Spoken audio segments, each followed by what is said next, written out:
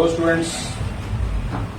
Solution of triangle में हम लोग आज टॉपिक देखने जा रहे हैं सरकम सेंटर ऑफ ए ट्रायंगल। आपका जो है वो सरकम सेंटर जो है सो काफी कोऑर्डिनेट में भी काम आने वाला टॉपिक है और ट्रिग्नोमेट्री में यहाँ पे आपका ट्रायंगल में जो है वो सरकम सेंटर जो है सो आपका काफी इंपॉर्टेंट टॉपिक है। आप ध्यान से देखेंगे उसके कॉन्सेप्ट जो है आप इसको जो है ना, तो आपका सबसे पहले सरकम सेंटर को हम तो डिफाइन करेंगे कि सरकम सेंटर होता किस पंक्ति का नाम है और उसके बाद उसके प्रॉपर्टीज को और उसके प्रॉब्लम्स को आज देखेंगे। हम पहले एक ट्रायंगल बनाते हैं हम लोग यहाँ पे और समझने का प्रयास करते हैं कि सरकम सर्किल होता क्या है और सरकम सेंटर किसको बोलते हैं।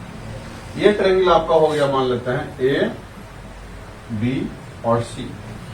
तो एक ऐसे सर्किल की आप कल्पना कीजिए जो सर्किल का जो है सो ये तीनों वर्टिसेस से होकर के पास करे।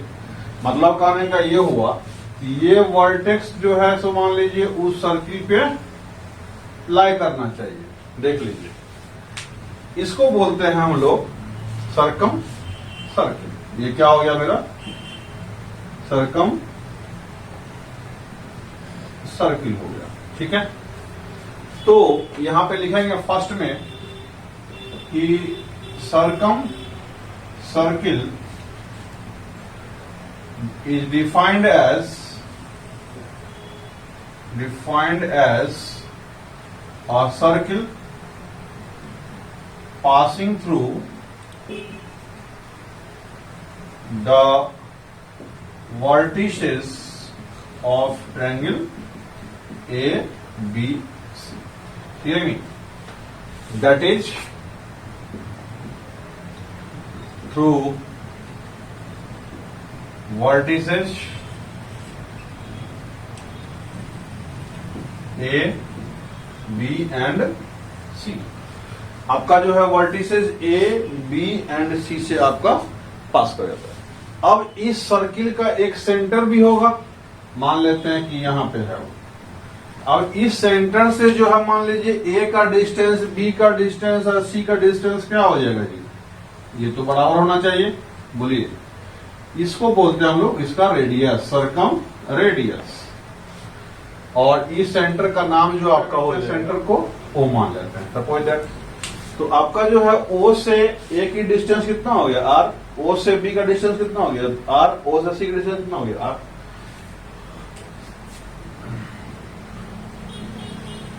डिस्टेंस ऑफ, यहां लिखेंगे distance of each vertex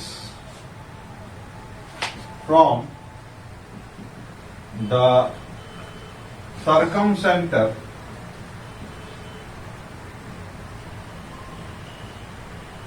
is constant, that is circum radius r, ठीक है।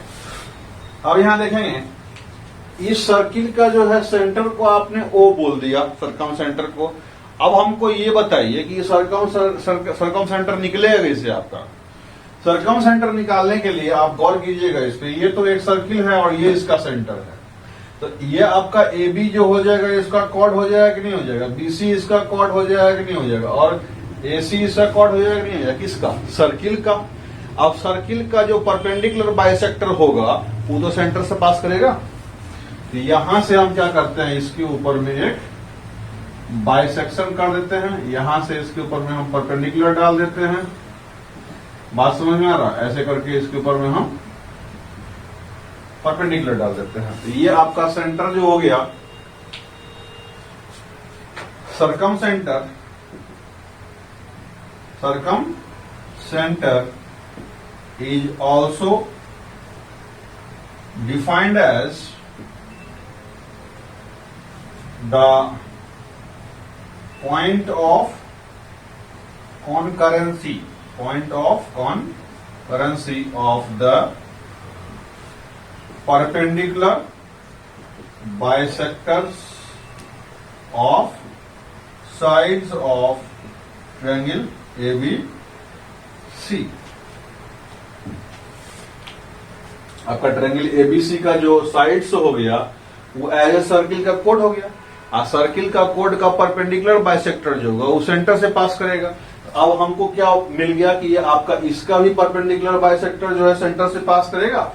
देखिए इसका भी परपेंडिकुलर बाइसेक्टर सेंटर से पास कर रहा है, इसका भी परपेंडिकुलर सेंटर से पास कर रहा है। इसका मतलब सरकम सेंटर इज द क्या हो गया, point of concurrency of the perpendicular bisectors of the sides of the triangle ABC.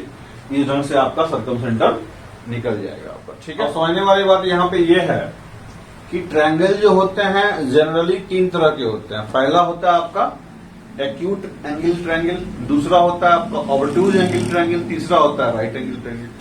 तो पहला देखेंगे हम यहाँ पे पॉइंट में the circumcentre of acute angle triangle lies inside it, inside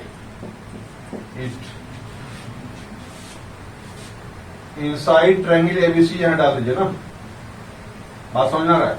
यदि मान लीजिए triangle ABC acute angle triangle है, ऑलरेडी मैंने ये फोटो ड्रॉ किया था, तो इसमें आप देख रहे हैं angle A, angle B, angle C सब क्या है जी, एक्यूट एंगल है। इसका सेंटर कहां लाई कर रहा है, ट्रायंगल के अंदर में लाई कर रहा है। अब दूसरा देखते हैं हम लोग, दूसरी बात ये लिखते हैं कि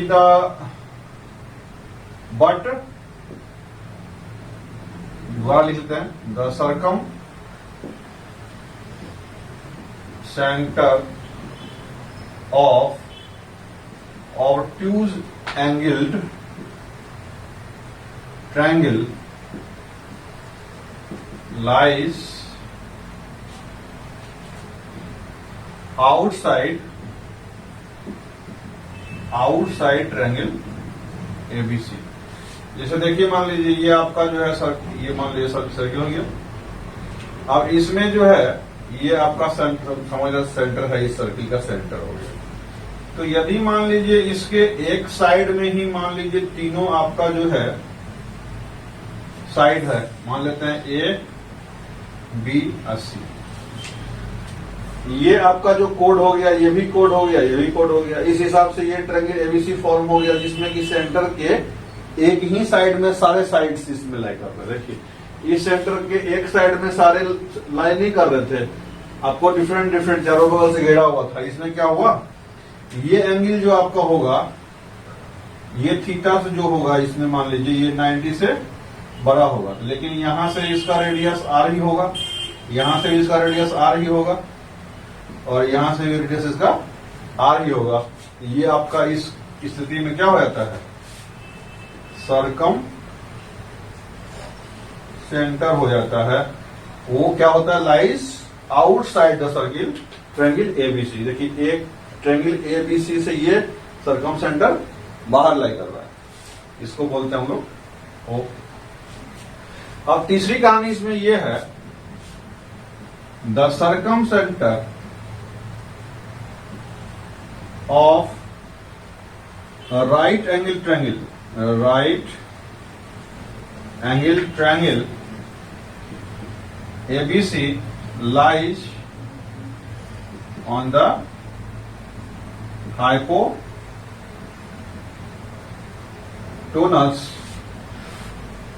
and it is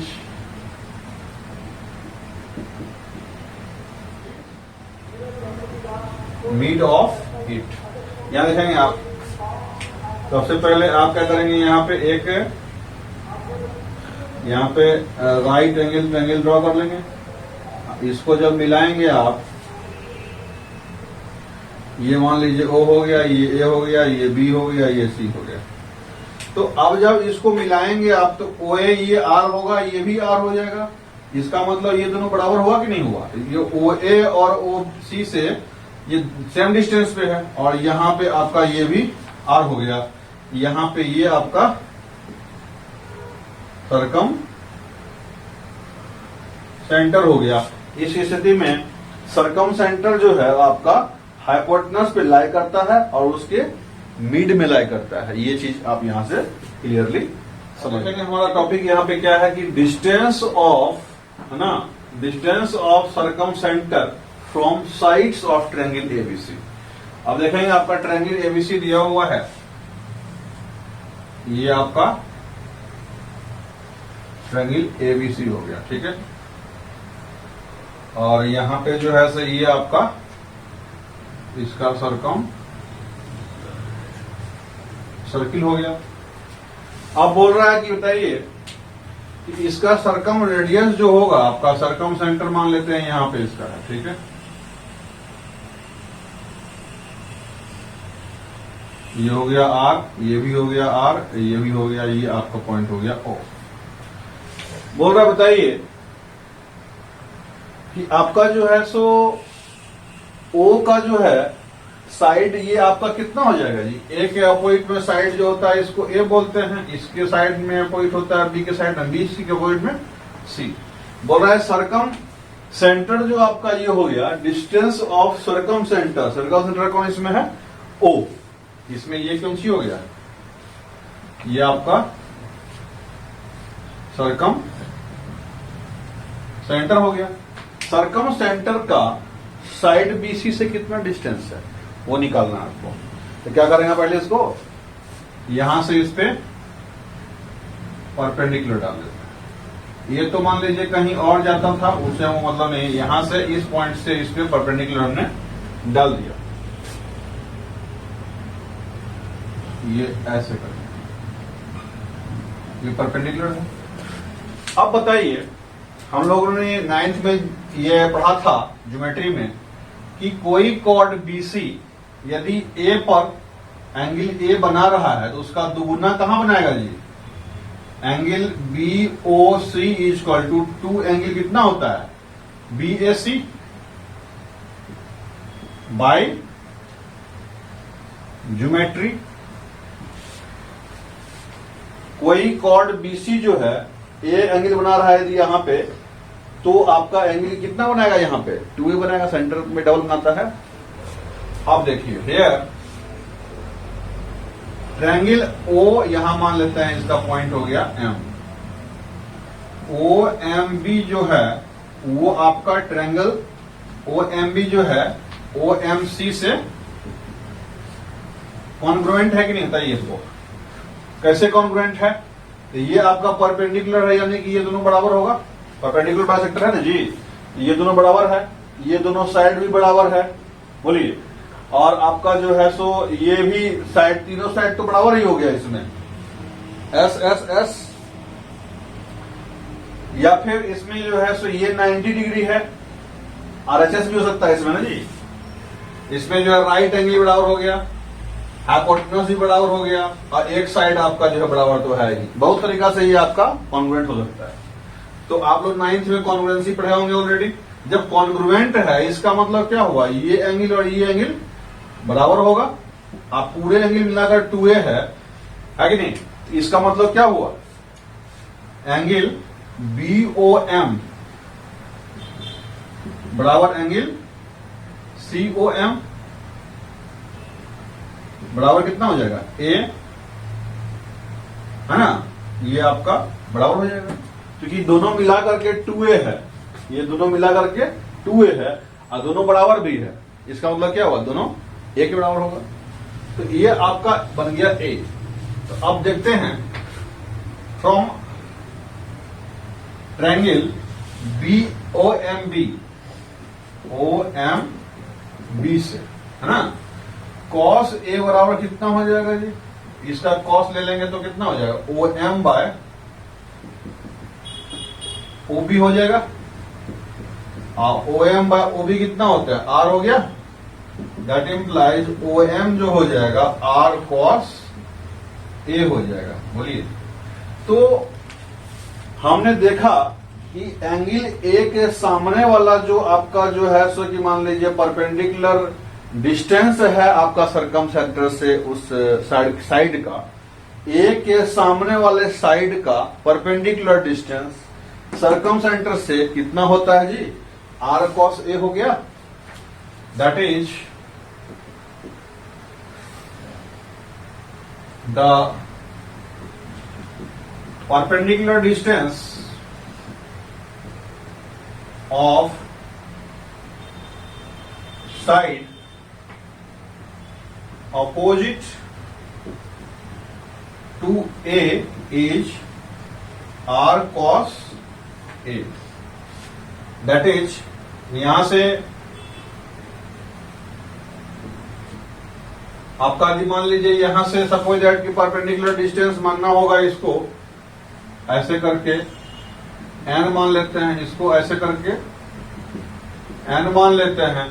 यहां पे OM निकल गया आपको, दैट इज OM जो है कितना निकल गया जी, r cos A। तो ON कितना निकल जाएगा, r cos B निकल जाएगा और OL कितना निकल जाएगा, सॉरी यहां पे आपका M N यहां डाल दीजिए, यहां N डाल दिए हैं, यहां L डाल दीजिए, यहां OL कितना हो जाएगा, R cos C हो जाएगा। और इस तरह से आपका ये पॉइंट जो है काफी इंपॉर्टेंट है, इसको आप याद रखेंगे। तो सर आपने देखा ये जो है कि मान लीजिए आपका कॉन्सेप्ट सर्कम सेंटर का सारा क्लियर हो गया, सर्कम रेडियस का भी क्लियर हो गया। अब हम लोग इस पे कुछ प्रॉब्लम्स करेंगे, बाकी आप लोग जो है कि अपने तरफ से मटेरियल जो भी रखे होंगे कुछ क्वेश्चन करेंगे। जो डाउट्स होता है डिस्क्रिप्शन में लिंक दिया हुआ ऑलरेडी आपका है ना, तो उसमें आप क्वेश्चंस पूछेंगे और हम लोग उसको प्रयास करेंगे सॉल्व करने का।